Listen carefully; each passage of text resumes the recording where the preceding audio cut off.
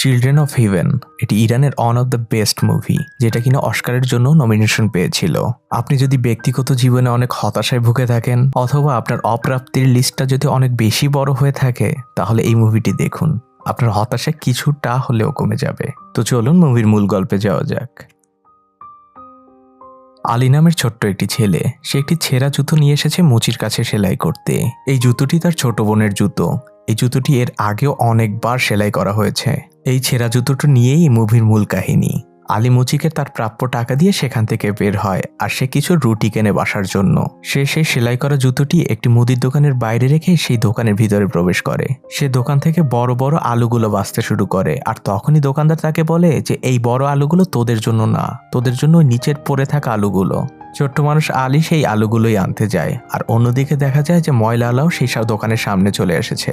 সে আলীর রেখে যাওয়া সেই ছেঁড়া জুতোটিকে আবর্জনা মনে করে সে তার ময়লার ব্যাগে নিয়ে নেয়। আলী যখন দোকানিকে তার আলুর ব্যাগটি দেয়, দোকানি তার কাছে টাকা চায়। আলী তখন বলে যে টাকাটা খাতায় লিখে রাখুন, আম্মু পরে দিয়ে দিবে। তখন দোকানি কিছুটা রাগান্বিত স্বরে আলীকে বলে যে তোর মাকে বলবি যে খাতায় আর লেখার এক পরিমাণ জায়গা নেই, বাকি টাকাগুলো যত তাড়াতাড়ি সম্ভব দিয়ে দিতে।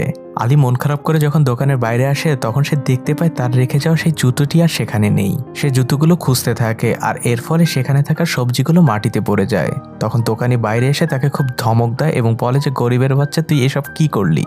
আলী কিছুটা ভয় পেয়ে সেখান থেকে দৌড়ে বাসায় চলে আসে। সে বাসার দরজা খুলতেই দেখতে পায় যে তার ছোট বোন জোহরা তার জন্যই অপেক্ষা করছে। আলী ঘরে ঢোকা মাত্রই জোহরা তাকে জিজ্ঞেস করে যে ভাইয়া, তুমি কি আমার জুতোগুলোকে ভালোভাবে সেলাই করে এনেছো? আলী কথাটা কিছুটা এড়িয়ে যায় আর জোহরাকে বলে যে তুই এই আলুগুলোকে ভালোভাবে ছিলে ফেল। জোহরা তখন আলীকে আবারও জিজ্ঞেস করে যে ভাই, আমার জুতোগুলো কই? তখন আলী কিছুটা কাঁদো কাঁদো চোখে জোহরাকে বলে, আমি তোর জুতোগুলোকে সেলাই করেছিলাম, কিন্তু আমি দোকানের বাইরে রেখে আলু কিনতে ঢুকেছিলাম, কিন্তু হঠাৎ বাইরে এসে দেখি তোর জুতোগুলো সেখানে নেই। জোহরা তখন কাঁদো কাঁদো চোখে বলে যে ভাইয়া, এসব তুমি কি বলছো?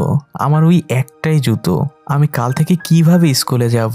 আমার তো আর কোনো জুতো নেই, এমনকি আমাদের বাবারও সামর্থ্য নেই যে আমাকে আর একটা জুতো কিনে দেওয়ার। আলী তার বোনকে বলে, কাঁদিস না বোন, আমি তোর জুতো খুঁজে নিয়ে আসবো, কিন্তু তুই প্লিজ মাকে কিছু বলিস না। এই বলেই আলী বাসা থেকে বেরিয়ে যায়। যাওয়ার পথে তার বন্ধুরা তার উদ্দেশ্যে বলে যে আলী, অন্য পাড়ার সাথে কিন্তু আমাদের খেলা রয়েছে। আলী কোনো উত্তর দেয় না। আলী সেই দোকানের সামনে চলে যায় আর সে তার বোনের জুতোটাকে সেখানে আবারও খুঁজতে শুরু করে, আর তখনই দোকানি এসে তাকে আবারও ধমক দিয়ে সেখান থেকে তাড়িয়ে দেয়। আলী মন খারাপ করে বাসায় ফিরছিল, তখন তাদেরই পাড়ার রহিম চাচা তাকে কিছু মিষ্টি দিয়ে বলে, এগুলো তোমার বাবাকে দিয়ে বলবে যে সামনে অনুষ্ঠান রয়েছে, সে যেন এগুলোকে খুব ভালোভাবে গুঁড়ো করে। পরের দৃশ্যেই দেখা যায় যে আলীর বাবা সেই মিষ্টিগুলোকে গুঁড়ো করছিল, আর তখন আলীর মা আলীর বাবাকে বলে যে আজকেও বাড়িওয়ালা এসেছিল, সে ভাড়ার জন্য আমাদের সাথে অনেক খারাপ ব্যবহার করেছে। তখন আলীর বাবা আলীর মাকে বলে যে তুমি কেন ওই খারাপ লোকটির সাথে ঝগড়া করতে গিয়েছো, আমি ওনার সকল টাকা পরিশোধ করে দিব। এরপরই আলীর বাবা আলীকে ঝাড়তে শুরু করে। সে আলীকে বলতে থাকে যে তুই সারাদিন কোথায় ছিলি? তোর মা অনেক অসুস্থ, তুই তাকে কোনো সাহায্য না করে সারাদিন বাইরে টোটো করিস। গরিবদের সন্তানদের এত ঘোরাফেরা মানায় না। আলী বেচারা তার বাবার ঝাড়ি খেয়ে একদম মেরে বসে থাকে। বাচ্চা মেয়ে জোহরা যায় বাইরে তাদের কাপড় চোপড়গুলো নিয়ে আসতে। কাপড় নিয়ে ঘরে ঢোকার সময় সে বাইরে থাকা জুতোগুলোর দিকে তাকিয়ে থাকে, কারণ সে তো তার জুতোটিকে এখনো খুঁজে পায়নি।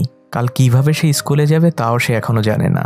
জোহরা ঘরে ঢুকলে তার মা তাকে বলে যে তুমি তোমার বাবার জন্য একটু চা বানিয়ে নিয়ে আসো।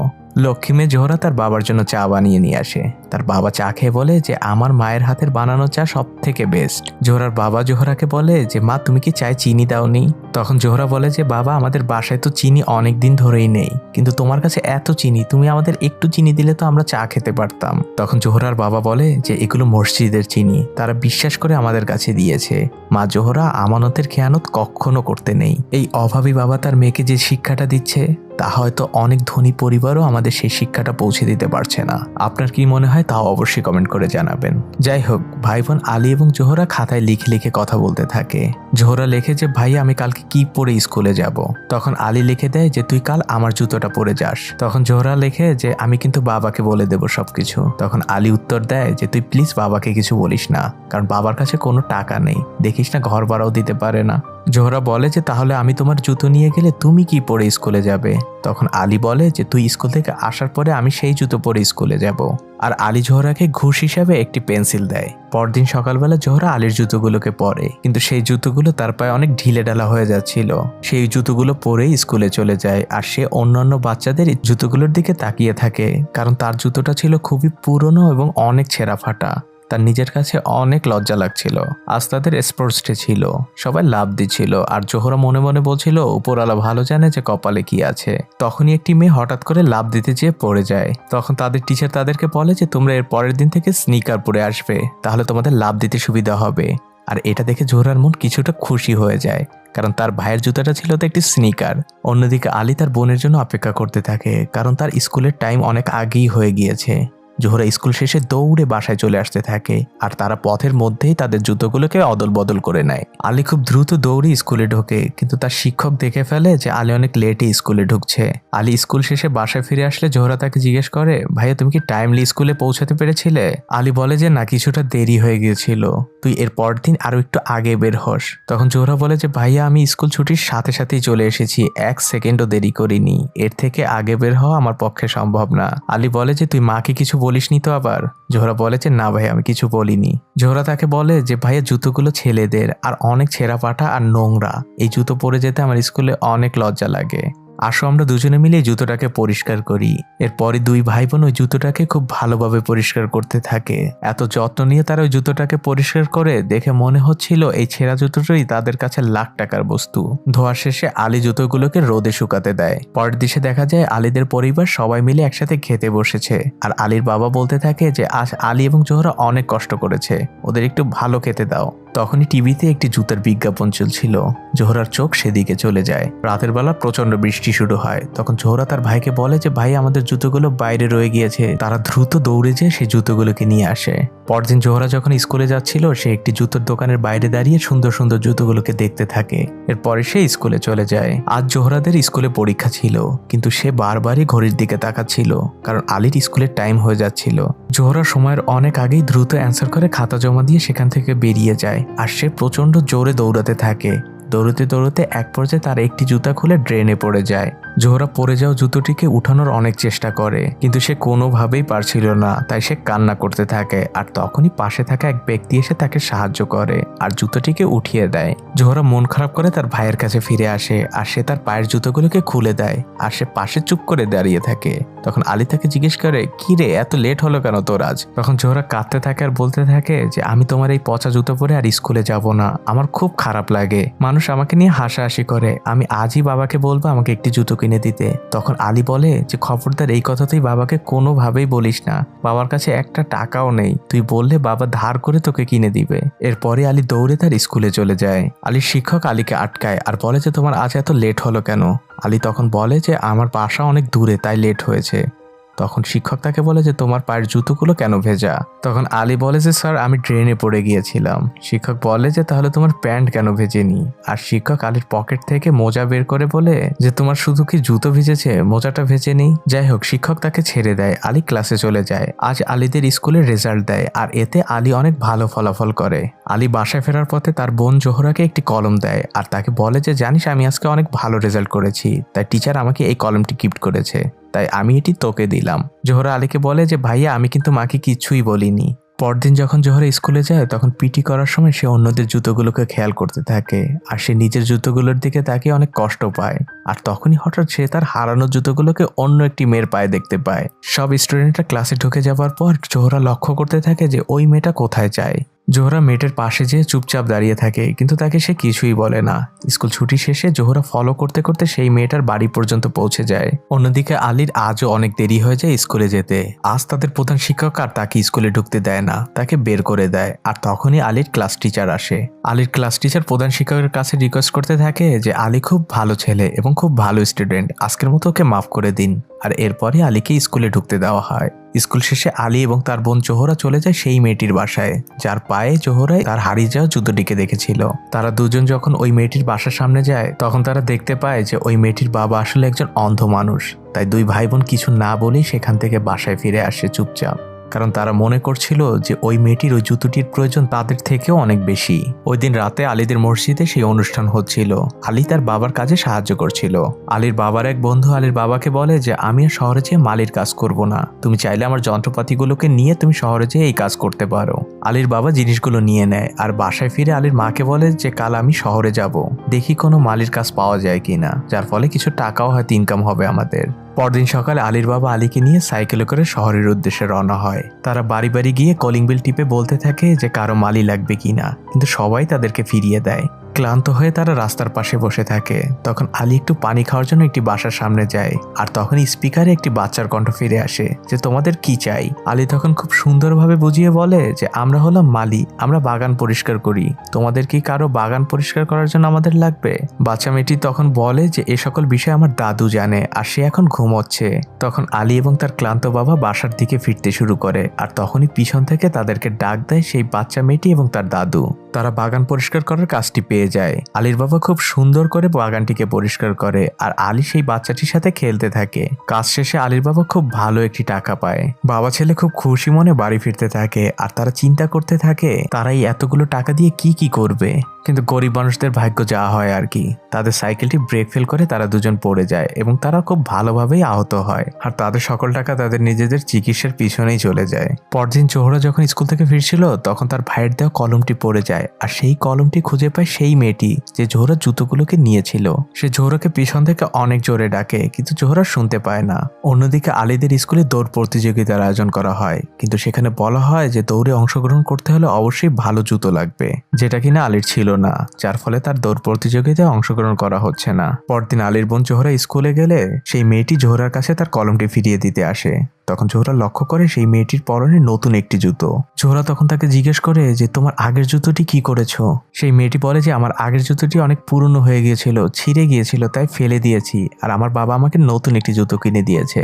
জোহরা নির্বাক হয়ে তাকিয়ে থাকে মেয়েটির মুখের দিকে, কারণ জুতোটা তো তার ছিল, আর এই একটি জুতোর জন্য তারা দুই ভাই বোন যে কত কষ্ট করছে তার সামনে দাঁড়িয়ে থাকে এই মেয়েটি কখনোই বুঝতেও পারবে না। পরদিন আলী যখন স্কুলে যায় তখন নোটিশ বোর্ডে সে দেখতে পারে যে দৌড় প্রতিযোগিতার প্রথম হবে সে 1 মাসের ছুটি পাবে, সেই সাথে অনেক খেলার সরঞ্জাম পাবে। কিন্তু আলীর চোখ আটকে যায় তৃতীয় পুরস্কারের দিকে। সেখানে লেখা ছিল যে তৃতীয় হবে সে 1 সপ্তাহের ছুটি পাবে, আর সেই সাথে নতুন একটি জুতো পাবে। আলী তখনই দৌড়ে চলে যায় তাদের স্পোর্টস টিচারের কাছে।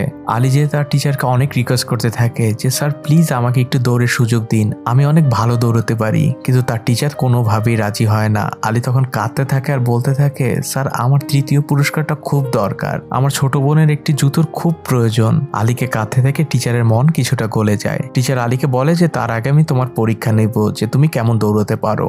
তখন আলী তাকে দৌড়ে দেখায়, আর টিচার খুব ইমপ্রেসড হয়ে যায়, কারণ আলী তো সবসময় দৌড়ে দৌড়েই স্কুলে আসতো, যার ফলে তার দৌড়ের স্কিল অনেক ভালো হয়ে যায়। আলী খুশি মনে তার বাসায় ফিরে আসে, আর সে তার ছোট বোন জোহরাকে বলে জানিস বোন, আমি যদি স্কুলের দৌড় প্রতিযোগিতায় তৃতীয় হতে পারি তাহলে আমি তোকে একটি সুন্দর জুতো দিতে পারবো। তখন জোহরা আলীকে বলে যে তুমি প্রথম কেন হতে চাও না ভাইয়া? তখন আলী বলে আরে বোকা, আমি যদি প্রথম হই তাহলে তো আমি জুতো পাবো না, তোর জন্য যে আমার এই জুতোটা অনেক প্রয়োজন। দেখিস বোন, আল্লাহ চাইলে তোর জন্য আমি নতুন জুতো নিয়েই বাড়ি ফিরবো। পরদিন সেই দৌড় প্রতিযোগিতা শুরু হয়। অনেক স্কুল থেকে অনেক বাচ্চারাই সেখানে এসেছে। দৌড় শুরু হয়ে যায়, আর আলী প্রথমেই অনেক পিছনে পড়ে যায়। আর তখনই তার মনে পড়ে যায় সে তো তার বোনকে ওয়াদা করেছে যে সে তার জন্য জুতো নিয়ে বাড়ি ফিরবে। এই ভেবে আলী প্রাণপণে দৌড়াতে শুরু করে, আর সে একে একে সবাইকে পিছনে ফেলে সামনের দিকে চলে যায়। দৌড় শেষ হয়, আর টিচাররা এসে আলীকে ধরে ফেলে। তখন আলী টিচারদের জিজ্ঞেস করে স্যার আমি কি দৌড়ে তৃতীয় হতে পেরেছি? তখন টিচাররা অনেক খুশি মনে বলে যে না বাবা, তুমি প্রথম হয়েছো। কিন্তু এটা শুনে আলী মোটেও খুশি হয় না, তার মন খুব খারাপ হয়ে যায়। সে পুরস্কার নেবার সময় তার চোখে পানি চলে আসে, কারণ সে তৃতীয় হতে পারেনি। সে তার বোনের জুতোটি নিয়ে বাড়ি ফিরতে পারবে না। আলী মন খারাপ করে বাড়ি ফিরে আসে। তার পায়ে অনেক ফোসকা পড়ে গিয়েছিল। সে পাগুলোকে পানিতে ভিজিয়ে রাখে, আর না পাওয়া একটি নতুন জুতোর আক্ষেপ নিয়েই মুভিটি শেষ হয়ে যায় এখানেই। তো আপনাদের যাদের অনেক হতাশা এবং না পাওয়ার লিস্টটা অনেক বড়, একবার একটু ভেবে দেখুন, আপনি ঠিকই ইন্টারনেট কিনে আমার এই ভিডিওটি দেখছেন, তার মানে আমি ধরেই নিতে পারি যে আপনি 3 বেলা খাবার অন্তত অনেক নিশ্চিন্তভাবে খেতে পারছেন। কিন্তু পৃথিবীতে ঠিক একই সময়ে আপনার বয়সী অন্য অনেক মানুষই রয়েছে যারা এক মুঠো খাবারের জন্য প্রতিনিয়ত যুদ্ধ করে যাচ্ছে। সেই ক্ষুধার্ত মানুষগুলো যখন ক্ষুধা পেটে নিয়ে ঘুমাতে যাচ্ছে, তখন আপনি আমি দামি ফোন কেন কিনতে পারছি না, দামি বাইক কেন আমার নেই, এসব ভেবে নিজেদেরকে অনেক হতভাগ্য মনে করছি। আমরা যদি আমাদের উপরের মানুষগুলোর দিকে না তাকিয়ে একটু নিচের দিকের মানুষগুলোর দিকে তাকাই, তাহলে দেখবেন আমাদের হতাশার লিস্টটা একদম শূন্যতে চলে আসবে। তো আজ এই পর্যন্তই। কেমন লাগলো এই এক্সপ্লেনেশনটি অবশ্যই কমেন্ট করে জানাবেন। আর যদি একটুও ভালো লেগে থাকে তাহলে লাইকের পাশাপাশি অবশ্যই চ্যানেলটিকে সাবস্ক্রাইব করে দিবেন। তো ভালো থাকবেন সবাই, আজকের মতো বিদায়।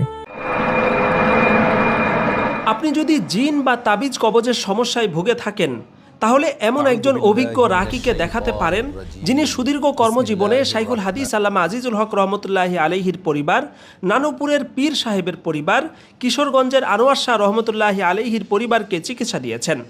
এমনকি করাচির হজরত নামে প্রসিদ্ধ পাকিস্তানের হাকিম আখতার রহমতুল্লাহি আলাই নিজের খলিফা পাঠিয়ে তার কাছ থেকে চিকিৎসা নিয়েছেন। ও তাবিজের সমস্যায় জর্জরিত মানুষের ভিড় বাড়ছে। আমরা এসেছি চট্টগ্রামের আনোয়ারায়, যেখানে একজন ইসলামিক স্কলার কোরআনের মাধ্যমে চিকিৎসা দিচ্ছেন। আমরা এখন কারি মাওলানা আমির হুজুরের চেম্বারের পাশে অপেক্ষা করছি। বর্তমানে বহু মানুষ দুষ্ট জিন আর তাবিজ কবজের যন্ত্রণায় কঠিন সময় পার করছেন। কাউকে জিন নিজেই সমস্যা করছে, কাউকে আবার শত্রুরা জিন বা তাবিজের মাধ্যমে ক্ষতিগ্রস্ত করছে। এমতাবস্থায় জিনের সমস্যার চাইতেও বড় সমস্যা হচ্ছে ভালো রাকি খুঁজে পাওয়া, যিনি সম্পূর্ণ শরিয়াসম্মতভাবে জিন, তাবিজ, বদনজর ইত্যাদির চিকিৎসা করে থাকেন। প্রিয় হুজুর, জনাব হুজুরের কথা বলবো। তিনি অত্যন্ত সফলতার সাথে, সুনামের সাথে দেশ বিদেশে রুকিয়া এবং তদবির করে যাচ্ছেন, এবং তার এই তদবিরে অনেক দূর দূরান্তের মানুষ আলহামদুলিল্লাহ আল্লাহর মেহেরবানিতে সুস্থ হয়েছে। হুজুর দীর্ঘদিন যাবৎ জিন, তাবিজ, বানটোনা, জাদু, কবজ ইত্যাদি বিষয়ে কাজ করে যাচ্ছেন। কর্মজীবনের সুদীর্ঘ অভিজ্ঞতা আর দক্ষতার মাধ্যমে মানুষেরও ব্যাপক আস্থা তিনি অর্জন করেছেন। হুজুরকে আমি ওনার থেকে আমি তদবির নিছি। উনি কোরআন এবং হাদিস সম্পর্কে তদবির দেন, আমি তদবির নিয়ে উপকৃত হয়েছি। হুজুরদের মতো এমন আলেমদের কাছেই যাওয়া দরকার, যারা শরিয়াসম্মতভাবে দীর্ঘদিন যাবৎ কাজ করে যাচ্ছেন এবং যাদের মাধ্যমে হাজারো মানুষ উপকৃত হচ্ছেন। আমার ভাগ্নির বিয়ার জন্য আমরা অনেক জায়গায় ঘোরাঘুরি করি, অনেক জায়গায় তদবির নেই, নেওয়ার পরে কোনো জায়গায় কোনো ফল পাচ্ছিলাম না। সেই জন্য আমরা হুজুরের কাছে আসি, আসার পরে ওনার এই তদবিরে আমরা উপকৃত হই। আলহামদুলিল্লাহ আমার ভাগ্নির বিয়ে শাদী সম্পূর্ণ হয়ে যায়। আমি কায়সার, আমির হুজুরের মাধ্যমে আমি আমার স্ত্রীর সুস্থতা লাভে সক্ষম হয়েছি আলহামদুলিল্লাহ। তার চিকিৎসা আমাদের সত্যি অনেক উপকার করেছে। আমার নাম রবিউল। যখন আমি খুব কষ্টে ছিলাম, আমির হুজুর আমাকে এমন চিকিৎসার পরামর্শ দিলেন যে আমার জীবন বদলে যেতে শুরু করলো। হুজুরের কাছে আসার পরে আমি আমার একটা তাবিজ নেওয়ার পরে হুজুরের কাছে আমার সমস্যার সমাধান হয়েছে। প্রিয় দর্শক, আমরা এখন অবস্থান করছি চট্টগ্রামের আনোয়ারাতে। আজ আমরা কথা বলবো হুজুর কারি মাওলানা আমির হুসাইনের সঙ্গে। রুকিয়া কোরআনিক চিকিৎসালয়ে আপনাকে স্বাগতম। আপনারা যারা কোরআন এবং হাদিস মোতাবেক তদবির করতে চান, আপনারা সরাসরি চেম্বারে উপস্থিত হয়ে দুভাবেই চিকিৎসা গ্রহণ করা যেতে পারে। তবে রোগীর অবস্থা জটিল হলে তাকে সাধারণত চেম্বারে নিয়ে আসতে বলা হয়। স্ক্রিনে দেওয়া নম্বরে যোগাযোগ করে বা কমেন্টে দেওয়া ঠিকানার মাধ্যমে আপনার হুজুরকে সরাসরি দেখাতে পারবেন ইনশাআল্লাহ।